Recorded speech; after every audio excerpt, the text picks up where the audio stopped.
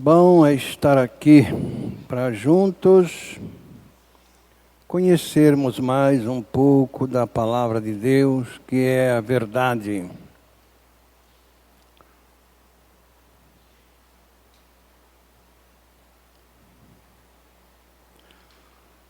No capítulo 26 de Mateus,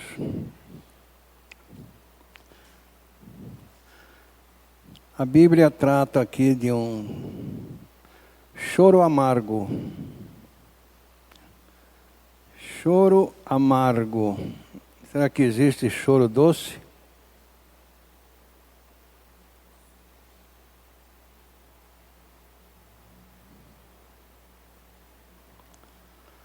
A partir do verso 69, desse capítulo 26, ele está tratando sobre a prisão de Jesus. Ora, estava Pedro assentado fora no pátio e, aproximando-se uma criada, lhe disse: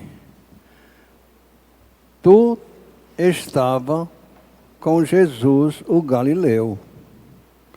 Ele, porém, o negou diante de todos, dizendo: Não sei o que dizes. E saindo para o alpendre, foi ele visto por outra criada, a qual disse aos que ali estavam: Este também estava com Jesus o Nazareno. E ele negou outra vez, com juramento: Não conheço tal homem. Logo depois, aproximando-se os que ali estavam, disseram a Pedro: Verdadeiramente és também um deles, porque o teu modo de falar o denuncia. Então começou Pedro a praguejar e a jurar: Não conheço esse homem. E imediatamente cantou o galo. Então Pedro se lembrou da palavra que Jesus lhe dissera: Antes que o galo cante, tu me negarás 3 vezes. E saindo dali, chorou amargamente. Muito obrigado, papai, por ter a tua palavra na nossa própria língua. Descobrirmos através dela quanto o Senhor nos amas, a ponto de teres enviado Jesus Cristo a este mundo mau, com a missão de nos salvar da condenação eterna. Para nos salvar, o Senhor permitiu que crucificassem Jesus, para que ele naquela cruz nos atraísse no corpo dele, nos levasse a morrermos para a lei, a sermos ressuscitados pelo teu poder, Pai, da sepultura junto com Cristo. E nos destes o Espírito Santo para nos guiar nos teus caminhos. Nós estamos entregues à direção do Espírito Santo, para que ele ministre a palavra a cada um de nós, e o Senhor revele Jesus a cada um de nós. É em nome de Jesus que pedimos e agradecemos. Amém. Sentem.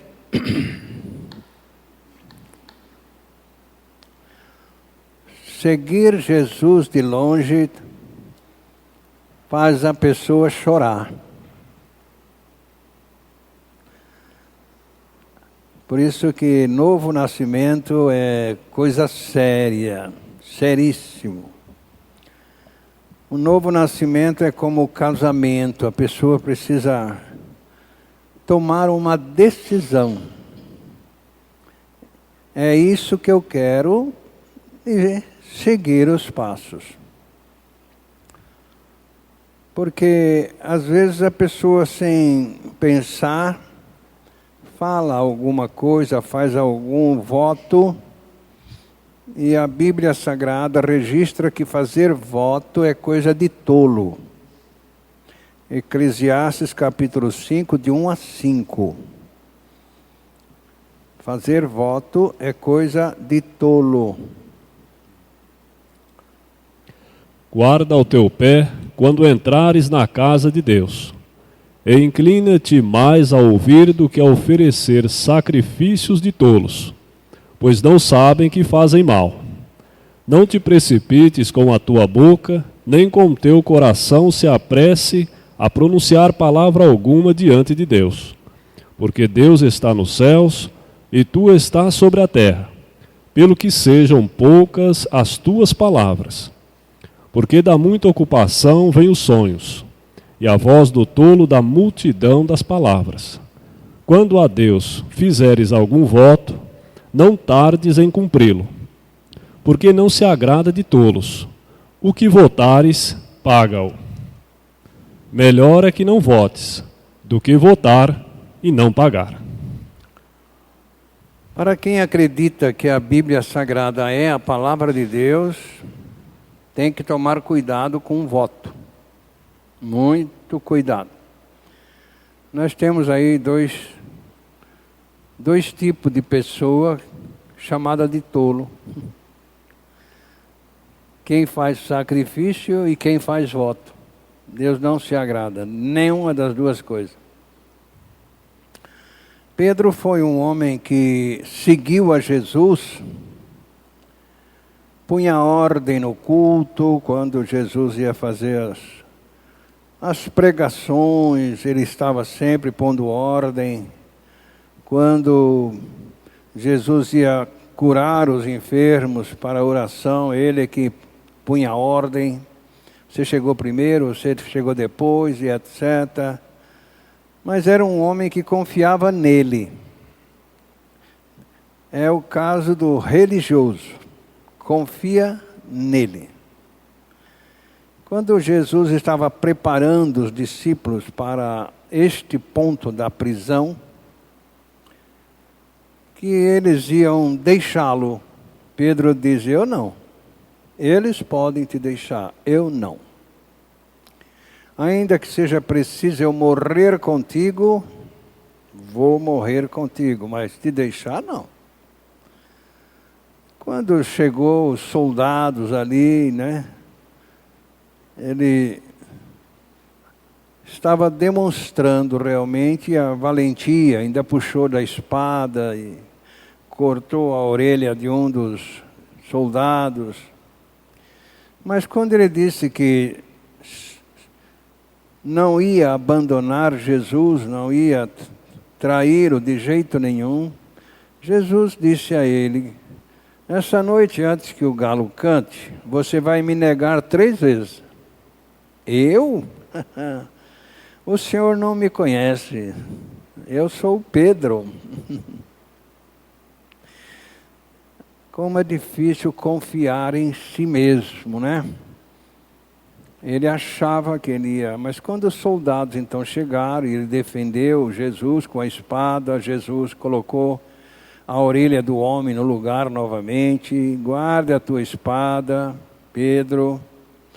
Se eu quisesse, eu oraria ao Pai, Ele me enviaria agora 12 legiões de soldados, de anjos para me defender. E aí levaram Jesus para a casa do sacerdote. E Pedro seguia Jesus de longe. Está aí no verso 58, né? Seguia Jesus de longe.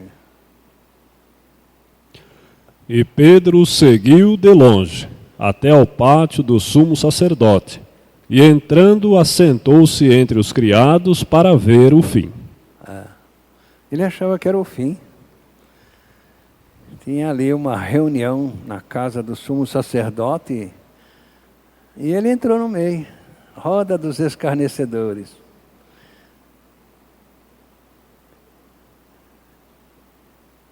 E aconteceu que uma das moças que estava servindo ali chegou e reconheceu ele. dizendo, tu também é um dos que seguia Jesus. Ele diz, não, nem conheço, nem sei quem que é, você está falando o quê, né? E ele estava sentado ali. Dali a pouco chegou outra, com as mesmas perguntas aí. Ele diz, não conheço esse homem. E aí, quando chegou lá um grupinho dizendo, você também é deles, que a tua fala te denuncia. Aí, além de ele negar, ele ainda blasfemou, xingou. Ele estava demonstrando o que significa seguir Jesus de longe. Às vezes a pessoa segue Jesus de longe e acontece isso, a mesma coisa. Longe do templo, longe dos irmãos, xinga, fala tanta coisa. E ele recebeu a repreensão imediatamente. Quando ele acabou de falar ali, olhou para Jesus e o galo cantou. E ele se lembrou do que Jesus tinha falado. Jesus estava olhando para ele ali do alpendre. E ele lembrou do que Jesus tinha dito. Esta noite, antes que o galo cante, você vai me negar 3 vezes. E foi o que aconteceu. Negou 3 vezes. Só que aí, o que aconteceu? Então Pedro se lembrou da palavra que Jesus lhe dissera. Antes que o galo cante, tu me negarás 3 vezes. E saindo dali, chorou amargamente.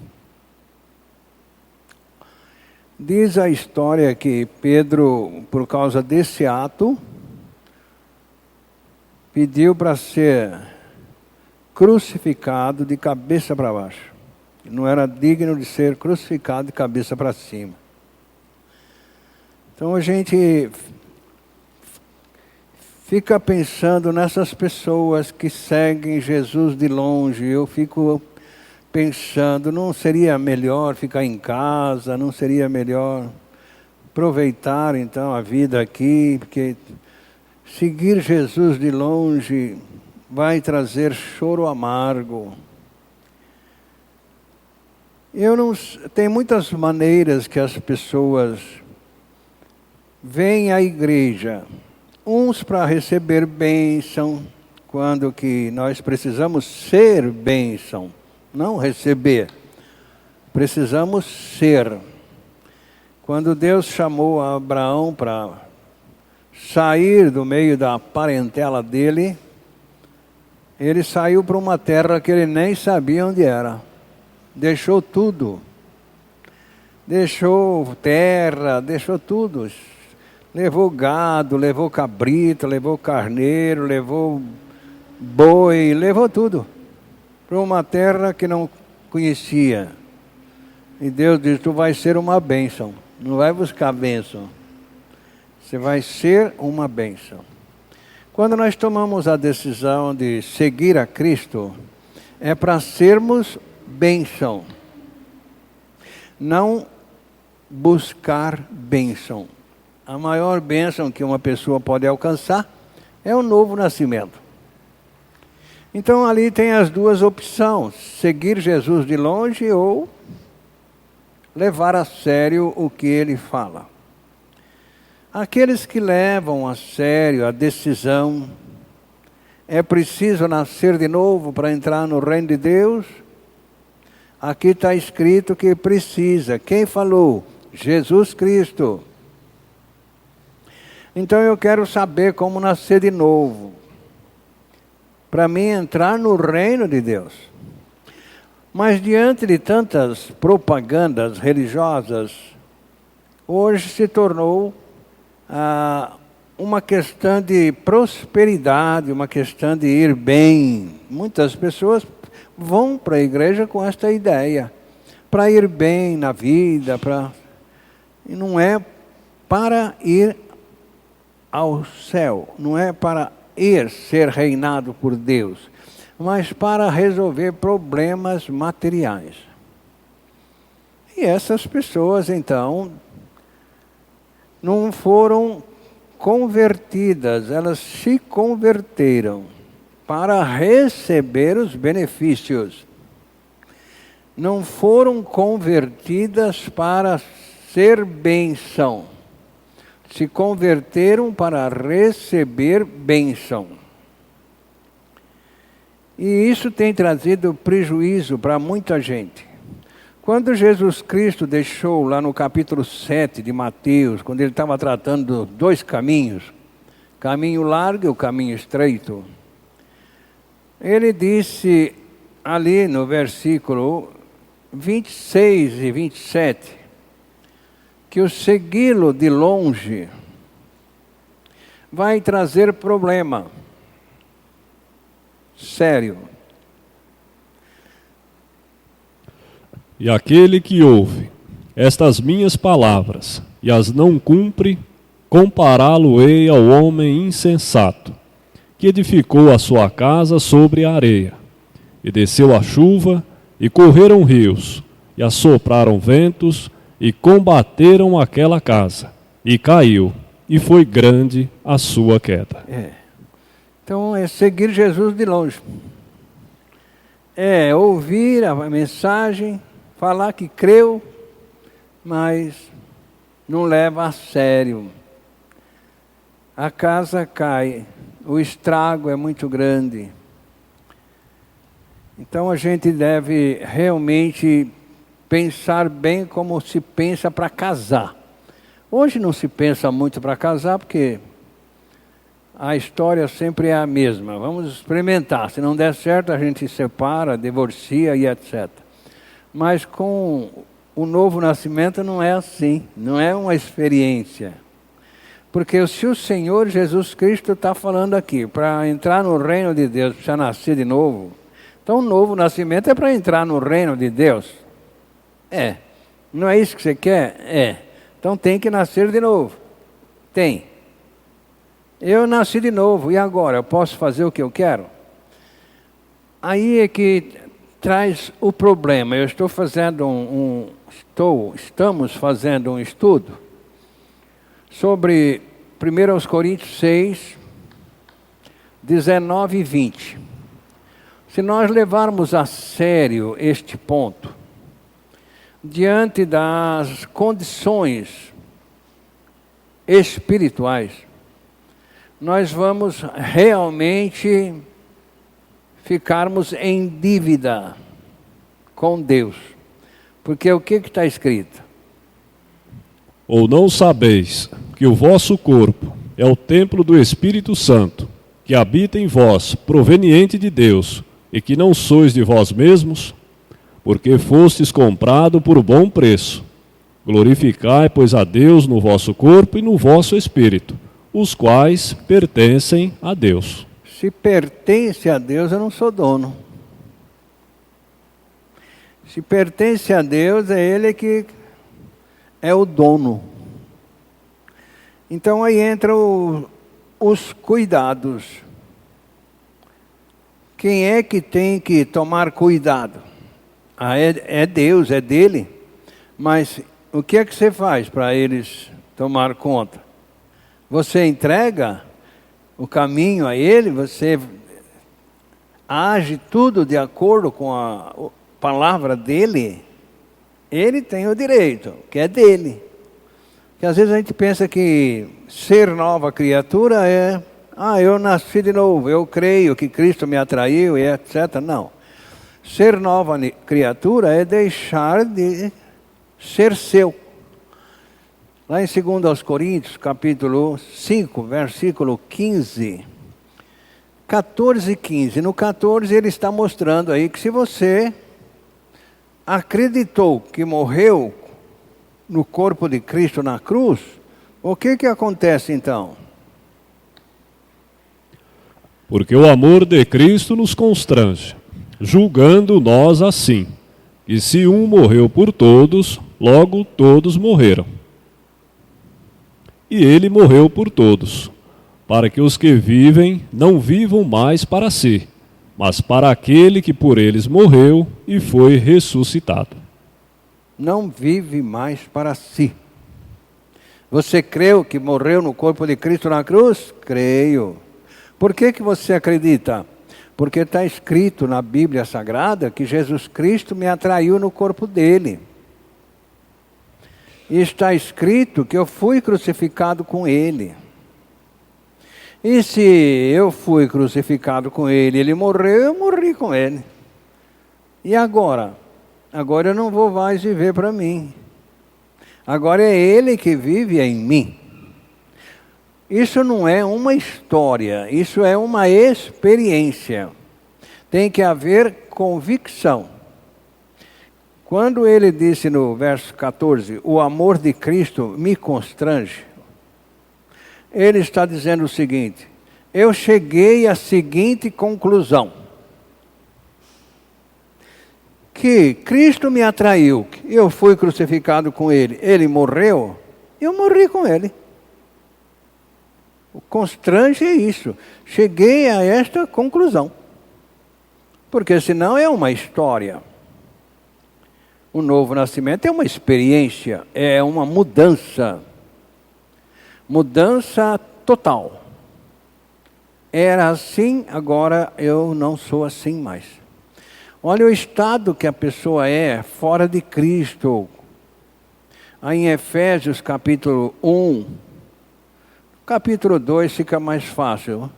De 1 a 3 aí. Nós vemos como nós éramos antes de nascer de novo. E vos vivificou, estando vós mortos em ofensas e pecados, em que no outro tempo andaste segundo o curso deste mundo, segundo o príncipe da potestade do ar, do espírito que agora opera nos filhos da desobediência, entre os quais todos nós também antes andávamos, nos desejos da nossa carne, fazendo a vontade da carne e dos pensamentos, e éramos por natureza filhos da ira, como os outros também. Era, não é mais. Quer dizer, antes de ser crucificado com Cristo, morto com Cristo, eu era assim. Tinha a natureza de víbora. Fazia aquilo que o mundo faz. Mas depois que eu criei que Cristo me atraiu no corpo dele, por que você creu? Porque eu percebi que ia para o inferno. Senão não tem. Para que crer? Porque tem pessoas que não sabem para que precisa nascer de novo e por que tem que nascer de novo.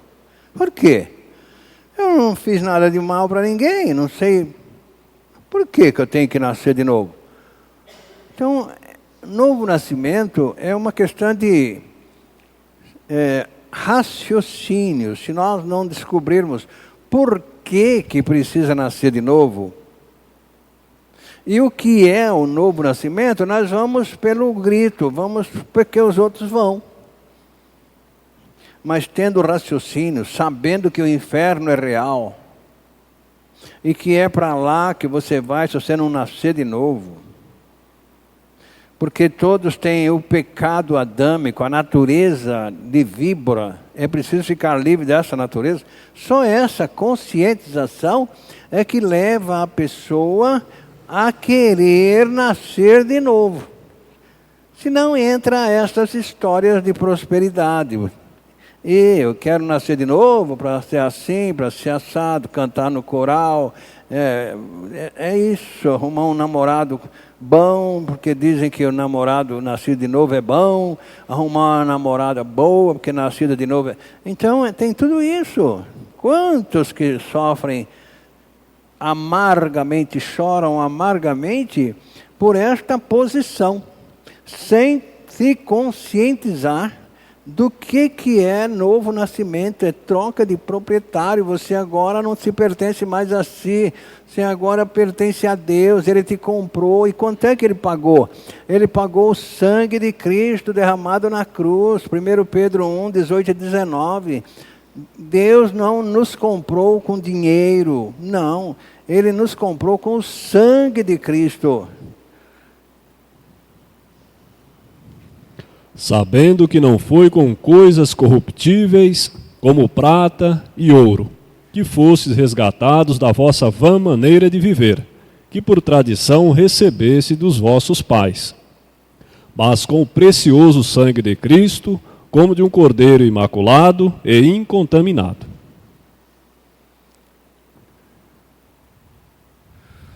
Como é que diz aí? No versículo 18?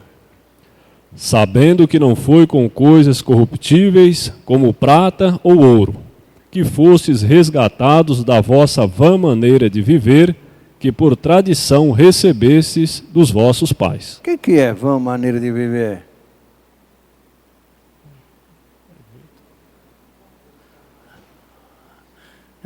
É um viver sem aproveito. Certo? É vã a sua maneira de viver. Por quê? Porque não te leva a lugar nenhum a não ser para o inferno. Então, o viver tem alguma coisa? Tem. Os teus pais ensinaram você.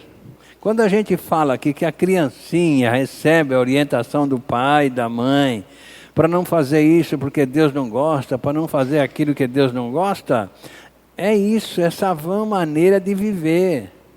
Não passa debaixo de escada, toma cuidado com... Sabe, isso é tudo coisas que não levam a nada. Isso aí não vai levar você a nascer de novo. Então é vã maneira de viver, é um esforço em vão. É um esforço que a pessoa faz para ser honesta, para ser boa, em vão. Porque ninguém vai ser salvo pela prática do bem. Vai ser salvo pela fé naquilo que Cristo prometeu, de nos atrair no corpo dele para nos levar ao Pai. Nada deste mundo pode fazer esta obra de salvação, senão Deus não teria enviado Jesus. Mas e a lei que todo mundo fala que eu cumpro a lei e etc. Não cumpre. A lei não leva a salvação nenhuma. Esta lei mosaica que o povo... A lei que levou a humanidade a ficar separada de Deus foi a lei do Jardim do Éden. Não é essa prática de lei que vai te livrar daquela lei. Não. Foi o que o apóstolo Paulo falou em Gálatas 2:21. Então não é o nosso comportamento. É a fé naquilo que Cristo prometeu de fazer e fez. Não aniquilo a graça de Deus, porque se a justiça provém da lei, segue-se que Cristo morreu em vão. Isso é lógico, isso tem lógica. Para que Cristo morreu na cruz? Porque ninguém pode se salvar, porque não tem religião que salva. É lógico, então não tem lei que salva, não. A única lei que salva é a lei da palavra de Deus, que registra que nós morremos para a lei do Jardim do Éden por esta lei da graça. Esta lei que é a promessa de Cristo. O que está escrito é uma lei. Então, é uma promessa que Cristo fez? Então é uma lei que está escrito na palavra de Deus. Jesus não veio falar pessoalmente para nós. Não, Deus escreveu através de homens inspirados pelo Espírito Santo aquilo que Jesus prometeu. Ele não escreveu. Então tem que haver um certo raciocínio. Quando Pedro, por exemplo, era um homem religioso, ele confiava, ele achava que ele podia. A religião leva a isso, acha que nós podemos, mas a religião é falsa. Jesus conhece o coração de cada um. Quando ele falou para Pedro, essa noite antes que o galo cante você vai me negar 3 vezes, quem é Jesus? Ele é o próprio Deus, é onisciente, onipresente, ele sabe o hoje, o ontem, o amanhã. Então, Pedro não tinha esta bênção gloriosa de falar, eu não vivo mais, é Cristo que vive em mim. É o Senhor que sabe, não sou eu. Você vai me seguir, Pedro? O Senhor é que sabe. Por mim eu quero, mas é o Senhor que sabe. Mas ele foi logo dizendo, não, pode deixar, não, eu vou te seguir, ainda que seja preciso morrer junto contigo, eu vou morrer. Pedro, você não sabe o que você está falando, o senhor não me conhece. Ainda que precise morrer contigo. Gente, muito cuidado com promessa. Muitas promessas são feitas e não são pagas, e as pessoas sofrem. Outras, às vezes, Deus realiza e a pessoa não agradece, esquece. Então é bom não fazer promessa. Entregue-se à direção de Deus, Ele é que sabe o que é melhor para mim. O dia que nós descobrirmos o que é que está escrito em Romanos 8,18, aí nós vamos concordar com tudo que Deus fizer. Mas é preciso realmente descobrir o que está escrito aí e viver o que está escrito aí. Porque para mim tenho por certo que as aflições deste tempo presente não são para comparar com a glória que em nós há de ser revelada. Será que você crê nisso? Será que o Senhor crê nisso? Se crê, aí você vai pôr em prática o que 1 Tessalonicenses 5,18 fala. Mas é que normalmente as pessoas não se conformam com qualquer coisa que ela projetou e não deu certo. Em tudo dai graças, porque esta é a vontade de Deus em Cristo Jesus para convosco. Quando Pedro estava dizendo ali, no verso 7,2, e ele negou outra vez com juramento, não conheço tal homem. Será que ele tinha crido no que Jesus falou? Aquele que me negar diante dos homens, eu o negarei diante dos anjos de Deus. Será que ele conhecia? Será que ele acreditou? Quantos que se dizem novos nascidos e negam Jesus nessas condições? Quantos? Então Pedro deixou uma lição para nós aqui. Ele sofreu. Ele chorou amargamente, chorou. Servindo de exemplo para aqueles que seguem Jesus de longe. Se sobrar tempo eu oro, se sobrar tempo eu leio a Bíblia, se sobrar tempo eu vou na igreja, se eu não tiver que fazer nada eu vou na igreja. Isso é seguir Jesus de longe. Mas não é o ir na igreja que leva a gente para o céu, né, pastor? Não é. Mas a consideração por onde você ganhou é na igreja. A igreja é multiforme. É pela igreja que as pessoas... Certo? E quando o apóstolo falou que não deve deixar a congregação, como muitos faziam na época, era nesse sentido. É a comunhão com os irmãos. Oh, que bom é, né? Que eu estou aqui com você. Olha, eu não te vi há tantos dias. É a comunhão com os irmãos. Uma coisa pedi a Deus e quero que o Senhor cumpra em mim, que eu esteja na casa do Senhor todos os dias, sabe? Então, aí nós precisamos tomar cuidado com a promessa, tomar cuidado com seguir a Jesus, tomar cuidado com pôr em prática aquilo que a Bíblia ensina. É para o nosso bem. Muito bem, então eu creio agora que todas as coisas contribuem para o meu bem. Então, tenho por certo que as aflições desse tempo presente não são para comparar com a glória que há de ser revelada em mim. Então acabou o motivo da murmuração. Acabou o motivo da reclamação. Não tem mais. Agora, você pertence a Deus? Eu pertenço. Deus me comprou com o sangue de Jesus. Então, Ele vai cuidar de você? Vai. Então, tudo que Ele fizer é para o seu bem? É. Então, você não vai reclamar mais? É isso.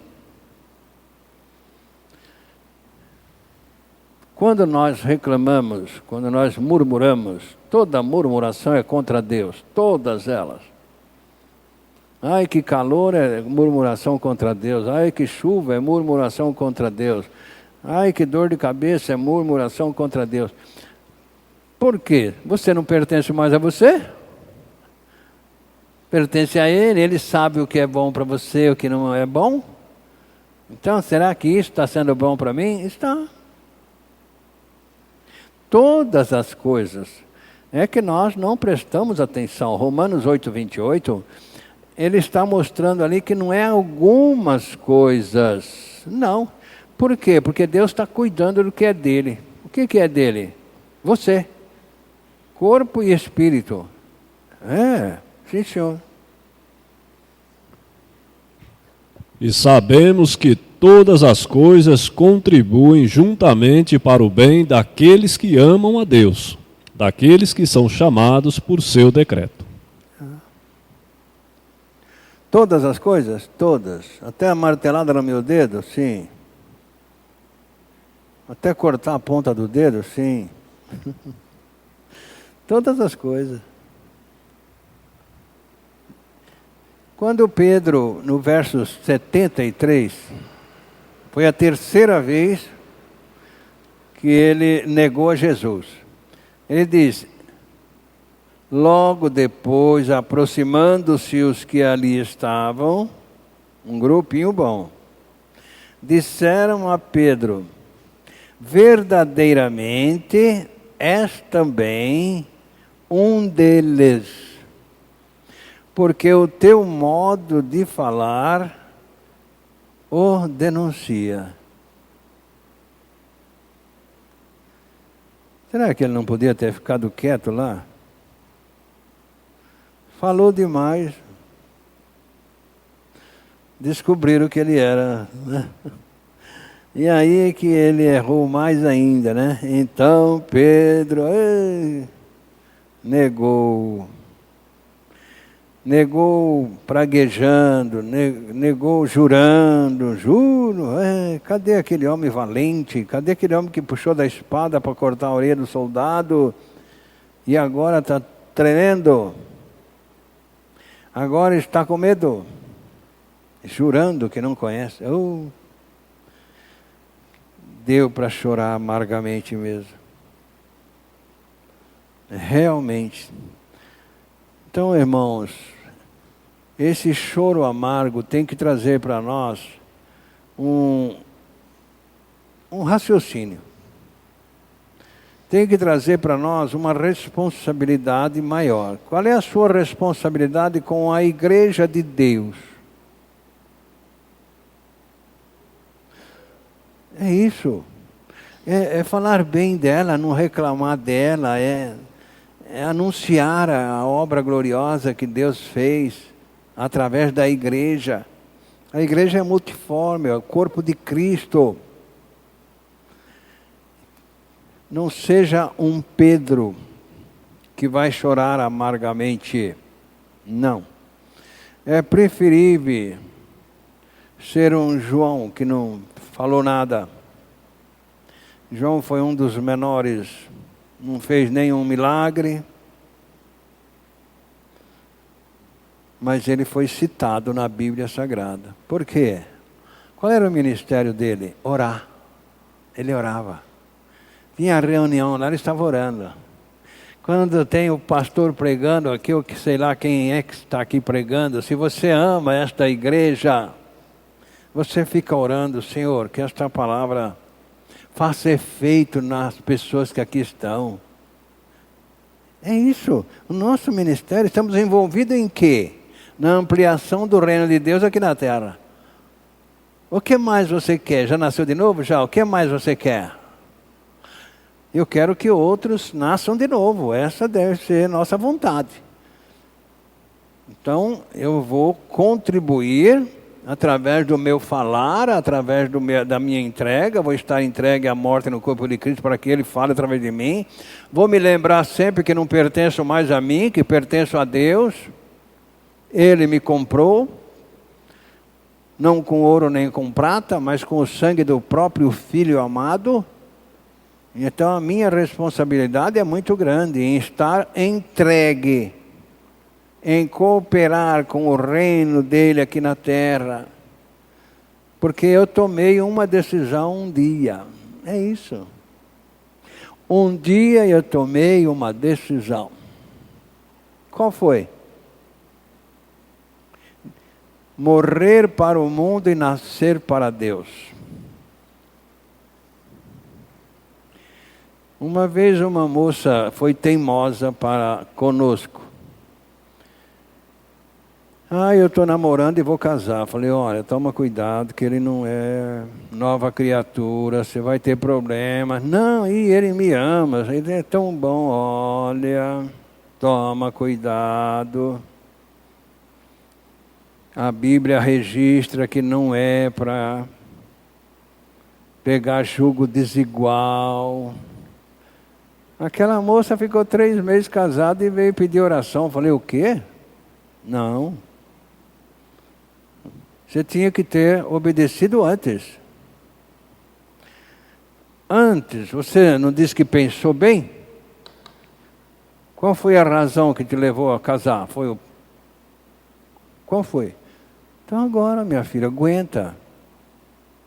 Não pode separar. Não, eu estou querendo largar dele. Você não pode. Você não pode. Só se ele não deixar de você. Se ele deixar de você, você está livre para casar com outro, mas que seja agora com juízo, né? Então não é fácil casamento, como não é fácil novo nascimento. Não é uma experiência. Vou experimentar. Isso é quem se converte. Vou experimentar me converter. Não deu certo, agora eu vou me desconverter. Mas novo nascimento, com revelação do Espírito Santo pela palavra de Deus, de que é mudança de proprietário, de que é tudo novo, não sobrou nada. Em 2 Coríntios 5,17, não está falando que algumas coisas mudaram. Não. Assim que se alguém está em Cristo, é nova criatura. As coisas velhas já passaram, e eis que tudo se fez novo. Tudo, não é só algumas coisas. É radical. Tudo novo. É igual ao casamento. Casou, tudo novo. É mulher, vai viver para o marido. É marido, vai viver para a mulher. Mas eu quero... Não, agora você é casado. É isso. Por isso que a decisão deve ser com muito cuidado. Não é nascer de novo porque... Não. É nascer de novo com consciência de que se está indo para o inferno, você precisa nascer de novo para ir para o céu. E nascer de novo envolve compromisso com Cristo. Qual é o compromisso? 2 aos Coríntios, capítulo 4, verso 10 e 11. É esse o compromisso. Estar sempre entregue, vigilante. Sou eu ou é Ele? Trazendo sempre por toda parte a mortificação do Senhor Jesus no nosso corpo, para que a vida de Jesus se manifeste também em nossos corpos. E assim nós, que vivemos, estamos sempre entregues à morte por amor de Jesus, para que a vida de Jesus se manifeste também em nossa carne mortal. Por quê? É uma opção? Não, é para que a vida de Jesus viva em mim. É isso, eu não sou capaz, eu não pertenço mais a mim, agora eu pertenço a Ele. É o caso do George Miller, que ia no trem lá para ir pregar numa outra cidade, E tinha 3 ali com um baralho na mão. Ele falou: opa, agora chegou o quarto, agora dá para nós bater um truque aqui. O senhor aceita jogar conosco? Não, eu não tenho mão. Ué, como não tem? Se eu estou vendo que o senhor tem mão, não é minha. Essa mão não é minha, nem essa. Aí levou eles lá para 1 Coríntios, capítulo 6, versos 19 e 20. E ali ele foi tratando com aqueles 3 homens até na cidade onde ele ia. Agora, se ele tivesse vergonha de Jesus, ele ia participar do jogo. Eu falar aqui, são 3, eu que vou... Ué, peraí, você é ou não é? Não pode ter vergonha. Vai numa festa, o que acontece? Logo vem o dono da festa, quem está servindo lá, com uma jarra de chope para um lado do seu lado. Parece que é mandado mesmo. Aí, não, o senhor não põe chope aqui não, que eu quero tomar refrigerante. Ah, é? Por quê? Você é crente? É, eu sou. Não, senhor, eu não preciso de chope para ser alegre, moço. Eu tenho Cristo vivendo em mim. Eu não preciso de chope, não preciso de cerveja. A vida de Cristo é a minha alegria. Ou você não louva isso? Que a alegria é o estar em Cristo. Agora está com o copom? Não. Ah, mas aqui não tem ninguém, deixa eu dar uma olhada. Não, ele está vendo. Jesus sabia que Pedro ia negá-lo. 3 vezes antes que o galo ia cantar, deu até o número de vezes. Não vou. Agora ele não conhece o desejo do seu coração, não conhece o seu andar, não conhece quantas vezes você negou-o? Claro que sim. E será que você vai chorar amargamente? Com toda certeza. Então corre. Corre que Ele é misericordioso. Deus é riquíssimo em misericórdia. Senhor, eu te neguei. Ai, se Judas tivesse ido lá para a cruz, em vez de ir lá para os sacerdotes, se ele tivesse ido lá para a cruz, essa misericórdia de Deus, Judas não teria ido se enforcar. Quantos vão para o lado errado? Então Pedro se lembrou da palavra que Jesus lhe dissera. Será que você vai lembrar? Qual que é a palavra que Jesus disse para você? Será que vai lembrar?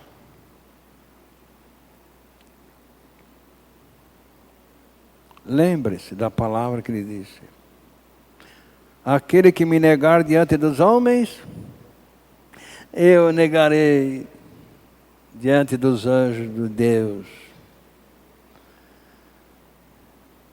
Que às vezes é fácil a gente falar, irmão, mas é difícil viver. Eu estava falando hoje para uma pessoa, é difícil pregar o novo nascimento, é difícil nascer de novo e é difícil caminhar como um novo nascido. É questão de um grande esforço. Esforçai-vos contra as artimanhas do diabo. Mas Deus é misericordioso.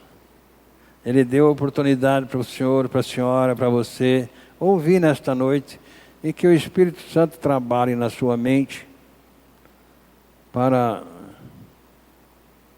não negá-lo. Não negar esse que sofreu tanto por nós. Nós te agradecemos, nosso Pai, porque a Tua palavra é para a nossa correção, para o nosso aprendizado quando já nascemos de novo. Quando não nascemos de novo, é para nós sabermos que precisa nascer de novo.